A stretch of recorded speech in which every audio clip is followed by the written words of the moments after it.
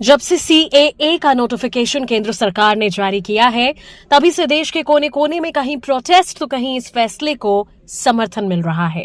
तमाम political leaders ने अपना बयान जारी किया।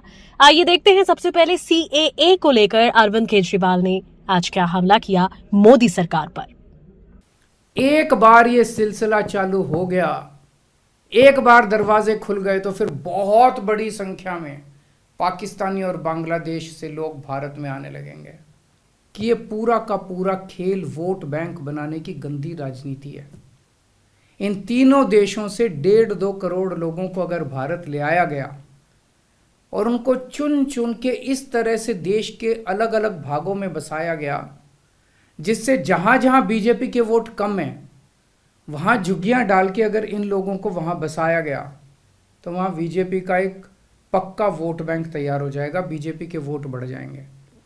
और आने वाले इस चुनाव में तो नहीं, आने वाले भविष्य के चुनाव में बीजेपी को इससे बहुत बड़ा चुनावी फायदा मिल सकता है, ऐसा कुछ लोगों का कहना है। ये है कि पाकिस्तानियों और बांग्लादेशियों के लिए भारी संख्या में भारत आने के लिए बीजेपी सरकार ने दरवाजे खोल दिए। ये देश के लिए बेहद खतरनाक है। पूरे देश की मांग है कि सीए को वापस लिया जाए। हम किसी हालत में अपने बच्चों की नौकरियां, अपने बच्चों के रोजगार दूसरे देश के लोगों को किसी हालत में नहीं देंगे। और अगर बीजेपी नहीं मानती तो इसको वापस नहीं लेती तो इस चुनाव के अंदर बीजेपी के खिलाफ वोट करके आप अपना गुस्सा जाहिर कीजिए। उधर वेस्ट बंगाल सीएम ममता बनर्जी ने भी सीएए को लेकर कह दिया है कि वो इसके सपोर्ट में नहीं है। उन्होंने कहा कि 2019 में असम में एनआरसी के नाम पर 19 लाख में से 13 लाख बंगाली हिंदू को लिस्ट से हटा दिया गया था। कई लोगों ने आत्महत्या की थी। मैं पूछती हूँ, अगर वे लोग दरखास्त करेंगे तो क्या उन्हें नागरिकता मिलेगी? उनके बच्चे का भविष्य क्या होगा? उनकी संपत्ति का क्या होगा? इससे आपके सभी अधिकार छीन लिए जाएंगे, आपको अवैध घोषित कर दिया जाएगा, आपके पास कोई अधिकार नहीं बचेगा। ये अधिकार छीनने का खेला है। आपको डिटेंशन कैंप में ले जाया जाएगा। केंद्र सरकार सुन ले कि मैं यानी ममता बनर्जी बंगाल से किसी को भी जाने नहीं देंगी। ममता बनर्जी ने चेतावनी दी है कि बंगाल में किसी भी सूरत में डिटेंशन सेंटर नहीं बनने दिया जाएगा। सीएम ममता ने सीए कानून को लेकर क्या कहा, ये भी देखिए उनका बयान। हमें मैसेज देने के लिए आया है कि हम लोग सब एक रहे, हम लोग सब अच्छा से रहे, हम लोग सब साथ में रहे, हम कोई गड़बड़ ना करे, हम कोई दंगा फसाद ना करे, हम सबको साथ मिल के चलता है। हाँ, एक बात हम जरूर कहेंगे, हम क्या को पसंद नहीं करते इसी के लिए उसमें जो 5 कम्युनिटी को रख दिया, बुद्धिस्ट, क्रिश्चियन, हिंदू और है 4-5 है, सिख, जैन है।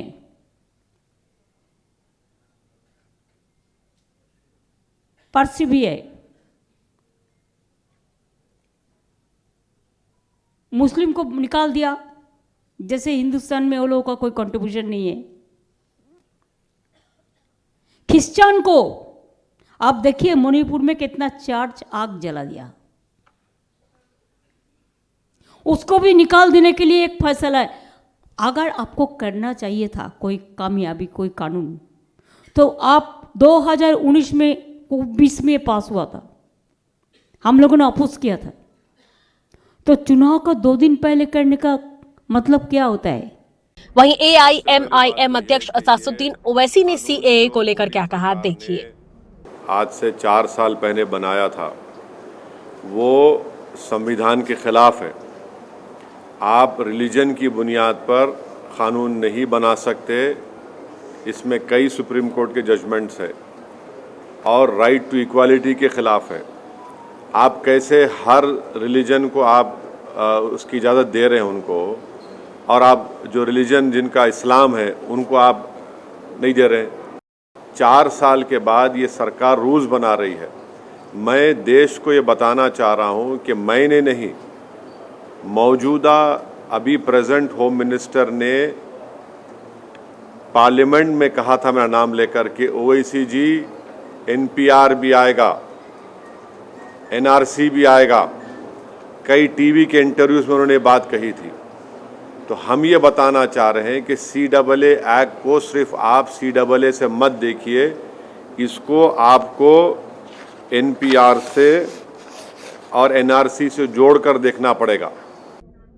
दूसरी तरफ इस्लामिक सूफी बोर्ड ने CAA को लेकर तारीफ की है। क्या कहा देखिए। वो ये कह रहा हूँ कि सरकार ने रमज़ान की पहली रमज़ान को मुसलमान भाइयों की तरफ से गैर मुस्लिम भाइयों को जो हम विदेश में उत्पीड़न का शिकार हो रहे थे उन्हें नागरिकता देने के लिए एक तोहफा दिया है और ये गंगा जंगली तहजीब की एक मिसाल बनेगा। और ये तोहफा मुसलमानों की तरफ से है जो सरकार ने अपने गैर मुस्लिम भाइयों को हमसे दिलाया गया है।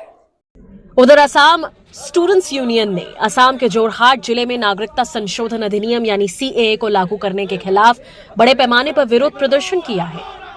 विरोध प्रदर्शन से केंद्र सरकार को ये संदेश दिया जा रहा है, जब तक ये काला कानून वापस नहीं लिया जाता तब तक ये जारी रहेगा। पूर्वोत्तर राज्यों में ज्यादातर जनजातीय क्षेत्रों को सोमवार से लागू हुए संशोधित नागरिकता अधिनियम 2019 के दायरे से बाहर रखा गया है।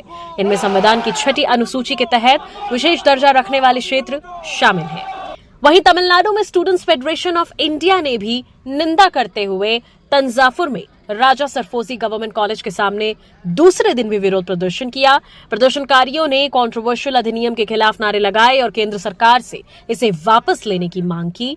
स्टूडेंट ऑर्गेनाइजेशन मीजो जिरलाई पावल ने भी आइजॉल में CAA के खिलाफ विरोध प्रदर्शन किया और अधिनियम की प्रतियां जलाई। बात करें केरल की तो केरल यूथ कांग्रेस ने भी CAA के खिलाफ प्रदर्शन किया है। युवा कांग्रेस कार्यकर्ताओं ने केरल राजभवन तक मार्च निकाला। उन्होंने इस कानून के खिलाफ नारे भी लगाए। राजभवन के गेट के करीब पहुंचते ही पुलिस ने प्रदर्शनकारियों को हिरासत में ले लिया। देश भर में कहीं प्रोटेस्ट तो कहीं सपोर्ट CAA के लिए देखने को मिल रहा है। ऐसे ही तमाम खबरों के लिए जुड़े रहिए ABP लाइव पॉडकास्ट के साथ।